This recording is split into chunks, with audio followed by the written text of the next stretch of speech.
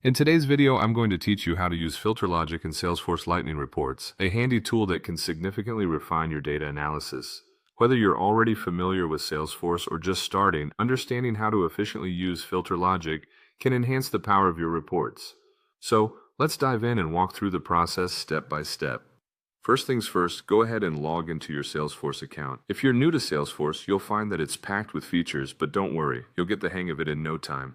Once you're logged in, navigate to the Reports tab. You'll see it prominently in the menu, so it's really easy to find. This tab is your gateway to creating, managing, and refining reports that can provide valuable insights into your business data. Now, here's where the fun begins. You can either open an existing report or create a new one. It entirely depends on what you need at the moment. If you're creating a new report, take some time to decide what data you'll want to include to get the most value out of it. Once your report is open, direct your attention to the Filters panel. This is where you can start adding multiple filters to narrow down your data. As an example, you might set stages in your sales process, such as having stage equal prospecting, or perhaps filtering out deals where the amount is greater than 5,000. These filters will help customize the data to suit the specific insights you're looking to draw from the report. After you've set up your filters, you'll notice an option right below them to Add Filter Logic. This step is crucial because it allows you to craft more complex and nuanced queries. By clicking on this option, you open up the capability to use specific logic that will dictate how your filters interact with one another. Enter the logic using filter numbers as references. For example, you could type something like 1 and 2, or perhaps 1 or 2 and 3.